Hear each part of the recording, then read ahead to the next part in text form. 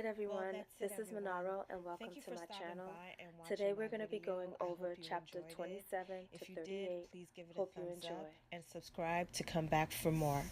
Again, Tyrion thank you for and his watching. captor arrive Bye. at Volantis, where Tyrion is put in chains so he will be taken for a slave, and thus no one will listen to or help him.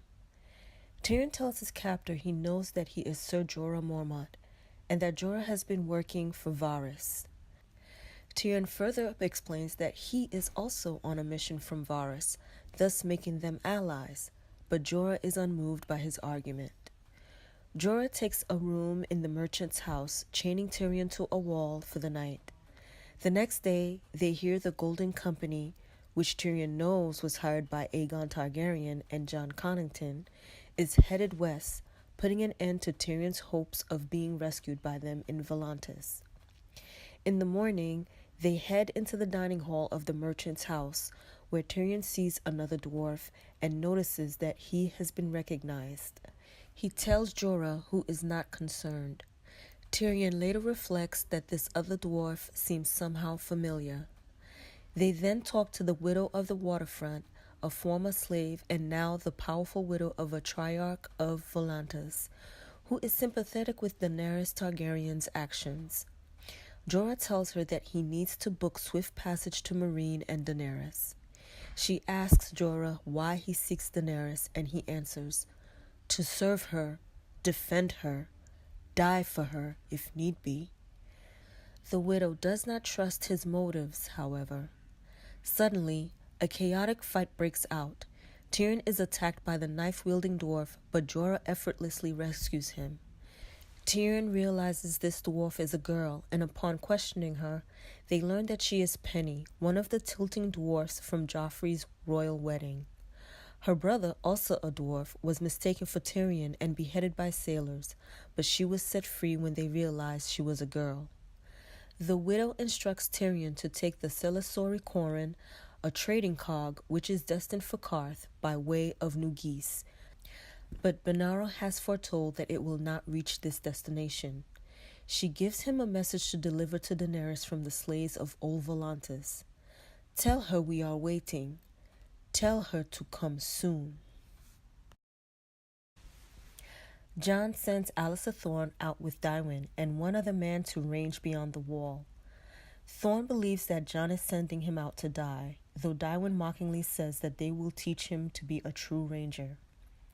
Thorne tells Jon that he will not refuse and give him the pleasure of cutting his head off as he did with Jon Slint. Thorne warns Jon that men killed by the others still remember, and he will come back if he is killed by one. Jon thinks to himself that he hopes Alliser Thorne does come back alive, as he is still a brother in the Night's Watch. Jon is also sending out two other rangings, one led by Black Jack Bulwer and another by Kedge White-Eye. Jon descends the wall with Dolorous Ed, noting that he is receiving messages of need for more men from some of his commanders as more sightings of wildlings are being reported. He wonders where he is to find yet more men. He sees Iron Emmett in the yard and asks to spar with 3 of his best men, telling them all to come at him at the same time. Rattleshirt sees them and tells Jon that he should fight a man and not boys, and they begin to spar. Rattleshirt is getting the best of him despite fighting with a larger greatsword and no shield. Eventually, they lose their swords, roll, and the fight ends with Rattleshirt on top. He is dragged off, and Jon remarks that Rattleshirt fought well. A raven arrives with a message that Jon's half-sister Arya is to marry Ramsay Bolton. The others ask how old his sister is, and he replies that she is 11 and that he has no sisters, only brothers in the Night's Watch. Jon later remembers his sister and the sword needle he once gave her, wondering if she still has it. He goes for a walk and sees Melisandre, though at first he believes her to be Ygritte.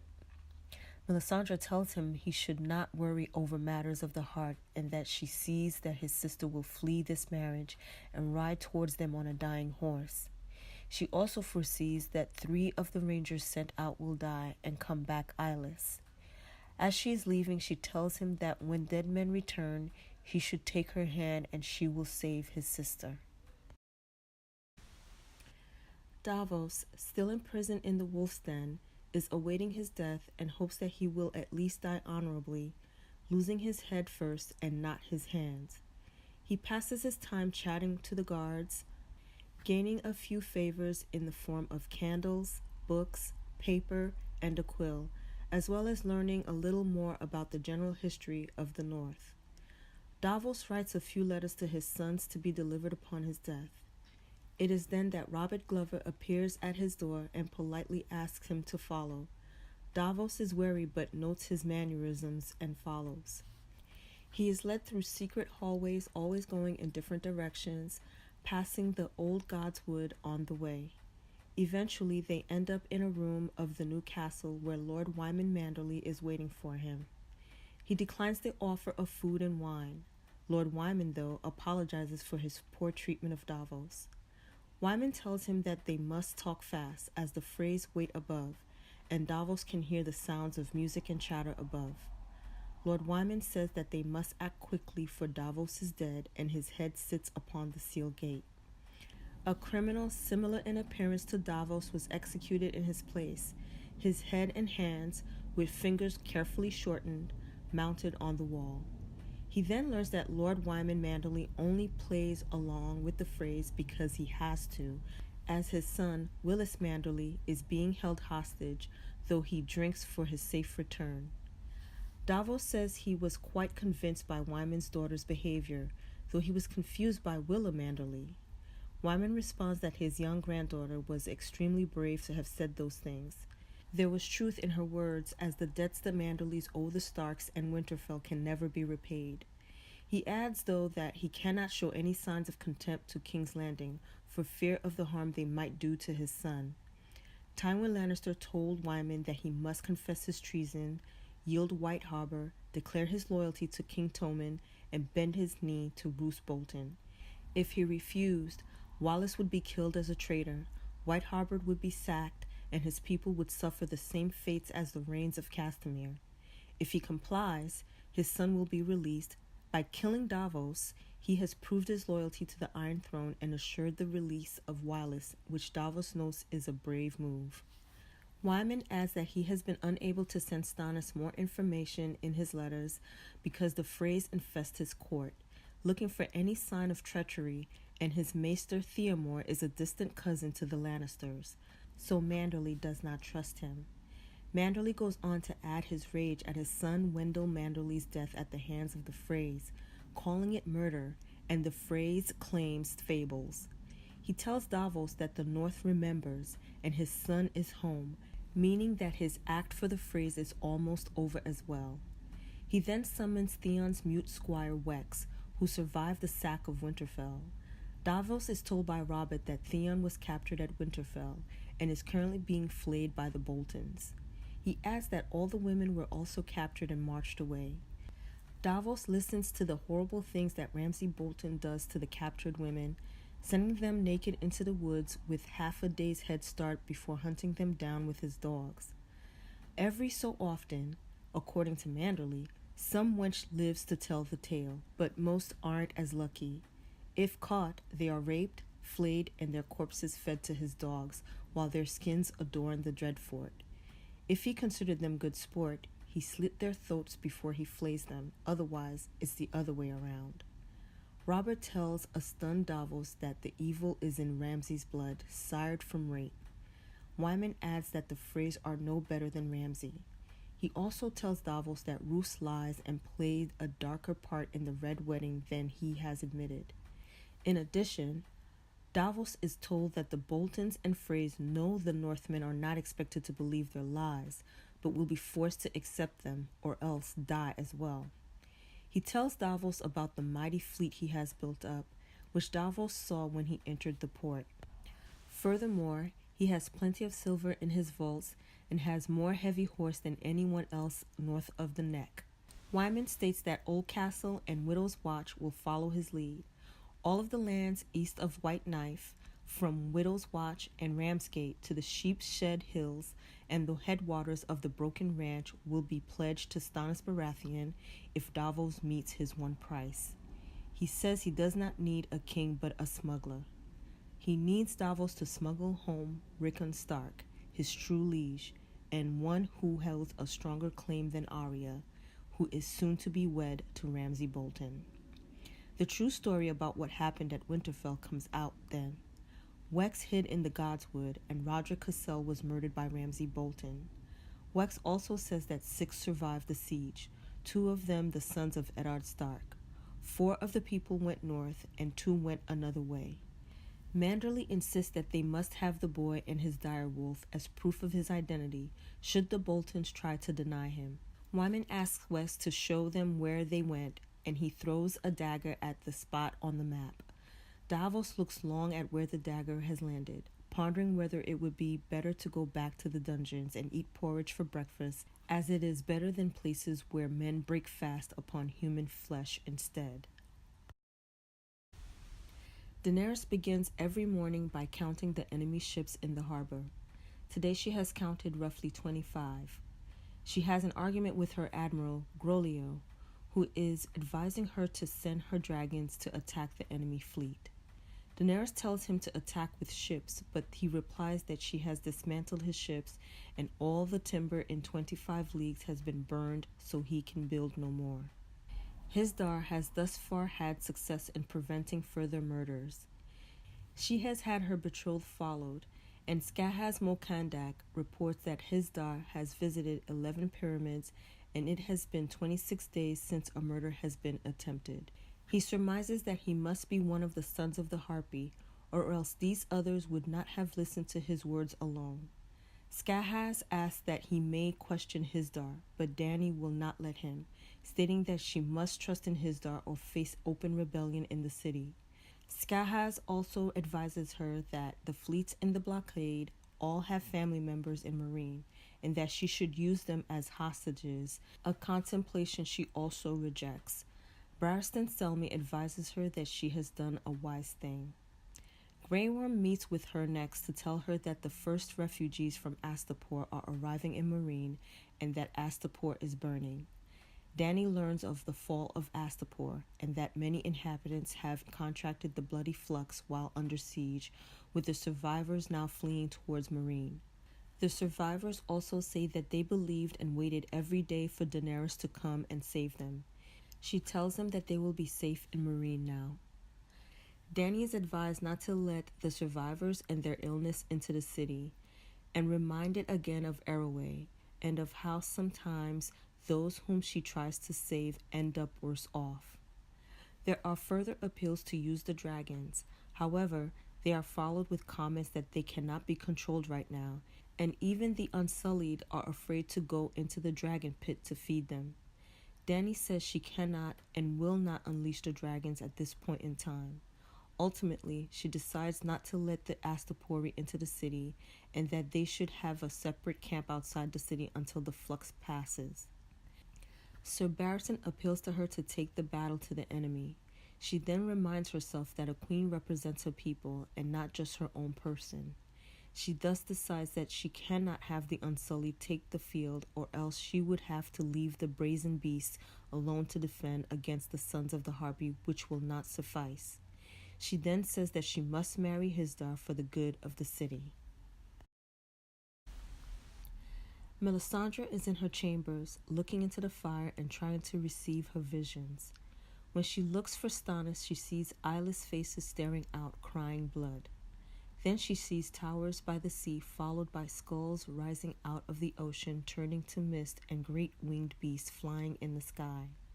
She tries to see the girl on the fleeing horse again, as she knows Jon will want to know more, but she cannot find anything.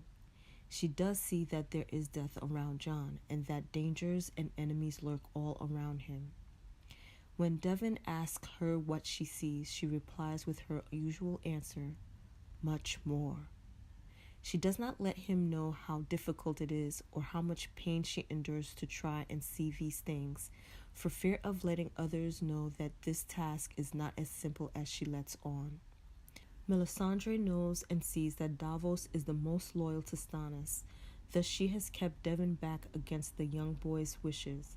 She knows that Davos has lost too many sons already, and although Stannis has ridden out, she keeps the boy in order to save one of Davos' sons. Melisandre does not sleep much, often just an hour a night, as she fears to dream, and what she sees there reoccurring images of the words Lot 7 and Melanie. She sends Devon to go get Rattleshirt and bring him to her. She speaks with him and tells him to keep his bones on in order to keep the glamour spell alive. She also asks that he go and fetch the girl she saw on the dying horse. She tells him of her vision and asks him where the girl might be coming up. And knowing the North well, he can guess her location, west of Long Lake. Their talk is disrupted by the single long drone of a horn, making the return of the Rangers. She tells Rattleshirt to wait for him there, and she goes to see the Rangers, thinking of her prediction of 3 dead Rangers. Upon arrival, she sees Jon with the heads of Black Jack Bulwer, Harry Hal, and Garth Greyfeather impaled on spears. She walks with Jon, and they go back to her room. There he sees Rattleshirt, but she removes the glamour to show him that it's actually Mance Rayder, whom she has spared. She tells him that he will bring Jon's sister back, but Jon mistrusts her. She does not reveal the difficulty of her glamour spell to the men, thinking to herself that the more effortless sorcery appears, the more men fear it and her. Ben Bones, Skinner, Sour Allen, and Damon Dance for Me return to the keep of House Stout from a search for some free men with Ramsay Bolton. Theon knows this means that Ramsay may want to take his anger out on someone, most likely Reek. He knows that Ramsay has been forced to restrain his violent outbursts in Barrowton, as he needs the loyalty of the Dustins and Riswells, but what he does behind closed doors is none of their concern. Ramsay then throws a severed head for Theon to catch, which he cannot because of his maimed hands. He does not recognize the head as it is covered in blood, rotting and bursting with maggots. Theon is then ordered to put away the men's horses. He is followed by Big Walder Frey, who Theon notes does not take after his older cousin in the malicious ways of the flayed men. Theon asks Big Walder who the man's head belonged to, and he replies it was just an old man who called Ramsay Lord Snow. Then there is a feast, and Theon is chained to the wall and waits his turn to eat, though the dogs provide the night's entertainment fighting each other for scraps. Theon remembers when Ramsay told him that all the dogs are named after peasant girls he hunted, raped, flayed, and killed. He notes the next litter will likely include a Kyra. It is then that Roose Bolton enters the hall with some of his men. Here it is discovered what happened to the Frey men and why they were searching. The Freys rode ahead of the procession of the Manderleys. Wyman Manderley stopped frequently to feast, but the Freys rode on and disappeared. Roose says that Hostine Frey and Aenys Frey are distressed, but Ramsay says it is of no concern, as there are plenty of Frey men at the Twins. Ramsay and Roose argue.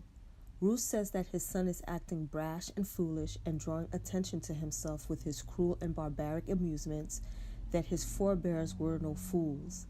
He notes that they have powerful allies in the Freys and the Lannisters, but the Northmen despise them and only accept House Bolton's authority grudgingly, only with the exception of Lady Barbary Dustin, whose support Ramsay would cast aside because she hates him. Roose points out that Lady Dustin was fond of his late son Domeric Bolton and holds Ramsay responsible for his death. They talk briefly about the dead sons of the Starks and what might happen if they were to return from the dead. Roose angrily chides his son for openly discussing his part in the sack of Winterfell, pointing out that their northern vassals would turn on them in an instant if they learned the truth. Roose then changes the subject by informing Ramsay that Stannis has marched from the wall, adding that it is not towards the intended trap at the Dreadfort that the Karstarks baited, thus revealing that the Karstarks are double-crossing Stannis.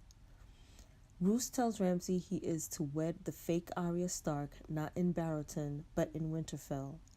By doing so, the clansmen who follow Stannis will be incensed to march on the keep, something they would not do while the Boltons are in Barrowton.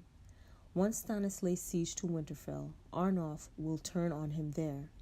Roose then takes Theon away from Ramsay. Ramsay tells Theon to observe everything and report back to him, but he is to say nothing about his treatment to Roose.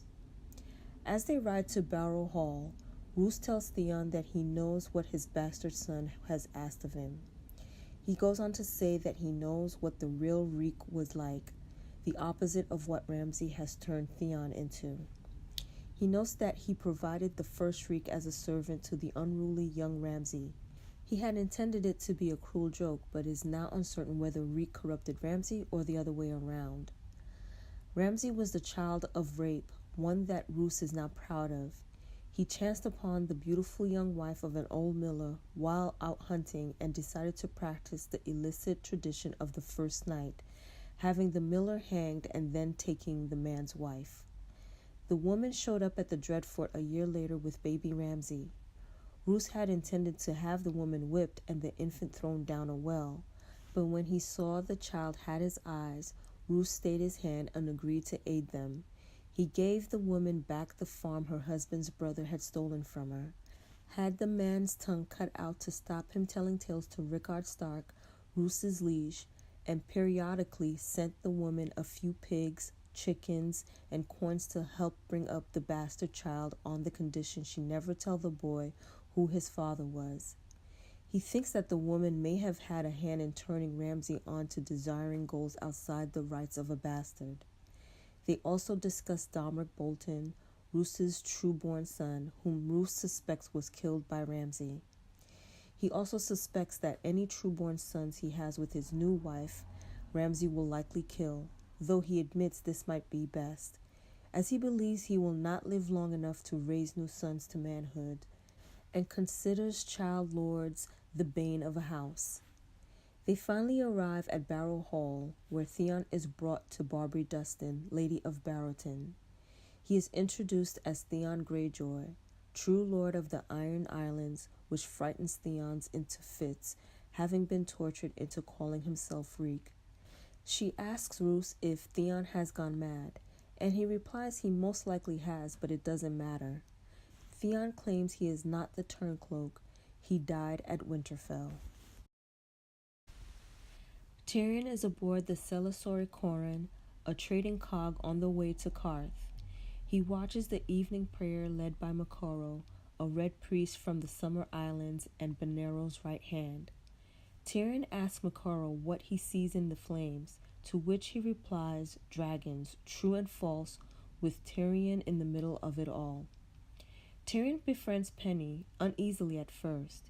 He apologizes for what has happened to her brother Oppo, and tells her it was not him that killed her brother, but rather his sister Cersei.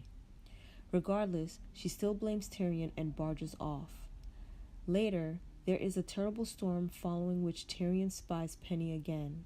She says that the storm frightened her and she thought she may have died. Penny tells Tyrion that she does not truly blame him for the death of Oppo. After their talks, Penny spends more time up on the deck, whereas earlier she spent much of the time hiding away in her cabin.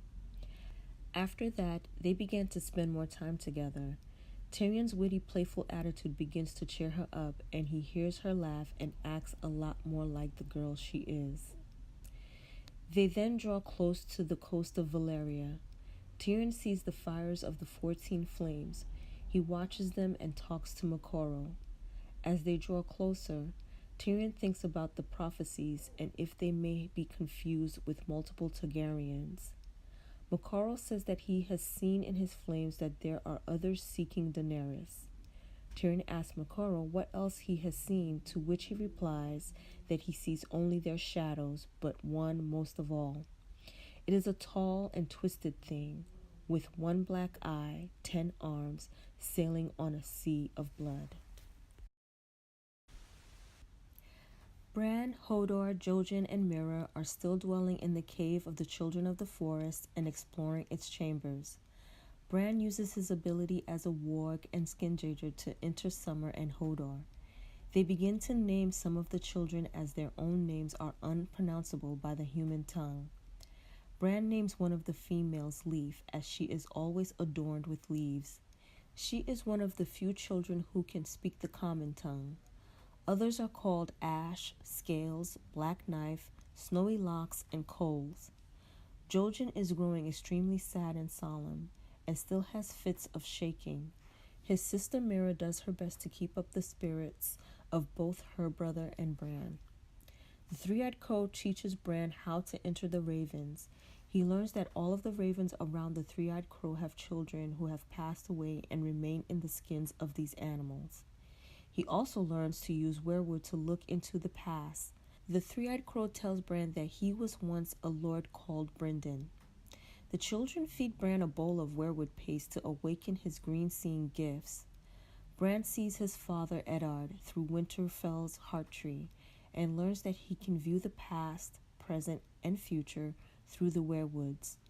The last green seer tells Bran that he is haunted by his own ghosts, a brother that he loved, a brother that he hated, and a woman he desired, but knows from experience that you cannot change the past. When he gets tired, he sends Bran away. Hodor carries Bran to his bed. In his sleep, Bran sees the following visions through Winterfell's heart tree. His young father praying with a bowed head. Let them grow up close as brothers, with only love between them, and let my lady wife find it in her heart to forgive. A girl and a younger boy play fighting with branches. A pregnant woman coming out of a black pool praying for a son to avenge her. A slender girl on her toes kissing a knight as tall as Hodor. A pale, dark-eyed youth carting through branches from the weirwood and shaping them into arrows. Other lords of Winterfell, tall, hard, stern men in fur and chainmail. A bearded man forcing a captive down on his knees, and a white-haired woman killing the captive with a bronze sickle.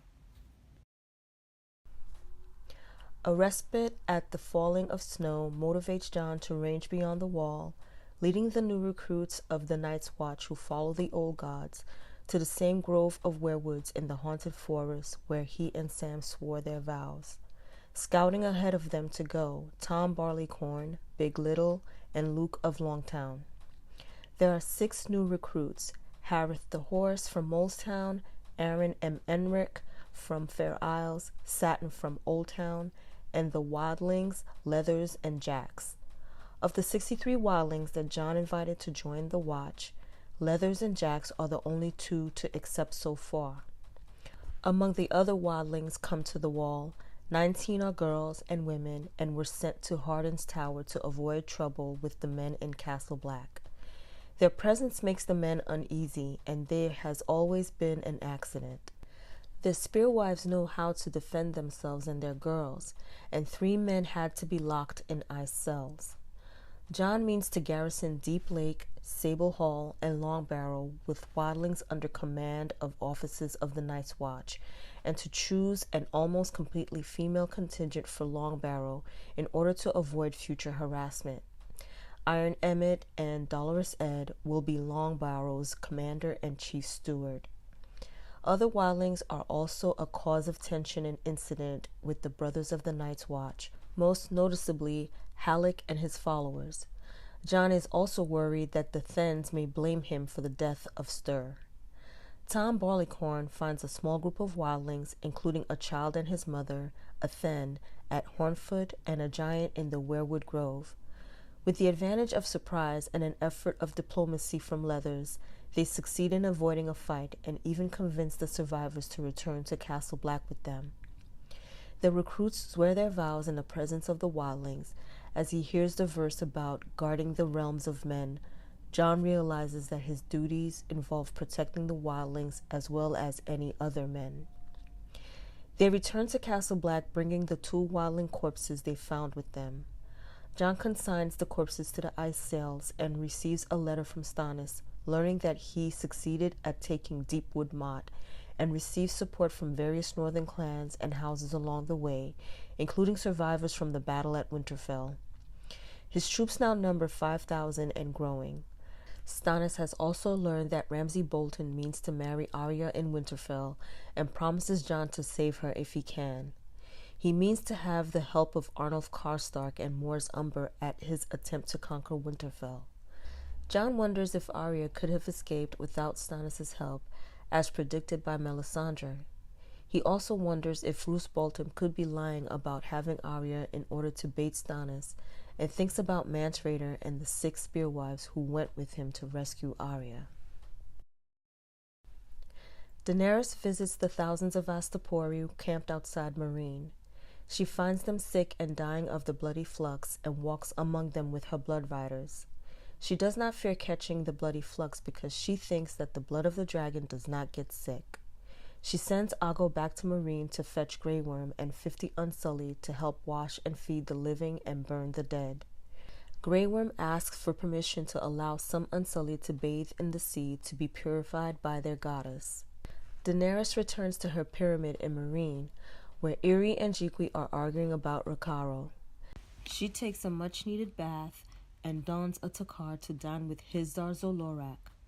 Resnak Mo Resnak and Galaza Galar inform her that her body must be inspected by the man's house before the wedding. Daenerys first refuses to follow this tradition, but is then convinced to do so. She is asked to open the fighting pits as a wedding gift, but refuses to do that.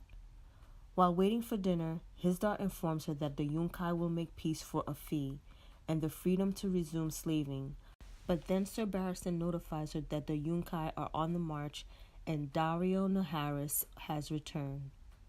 Daenerys excuses herself from dinner and meets with Daario. Daario informs her that several of the Yunkai sellswords defected to him, but Brown Ben Plum and the Second Sons in turn went over to Yunkai. Daenerys commands the gates close, with the Astapori outside, and gives in to her desires and beds Daario. The Arya Impostor, Jane Poole, is prepared for her marriage to Ramsay Bolton out of fear more than anything.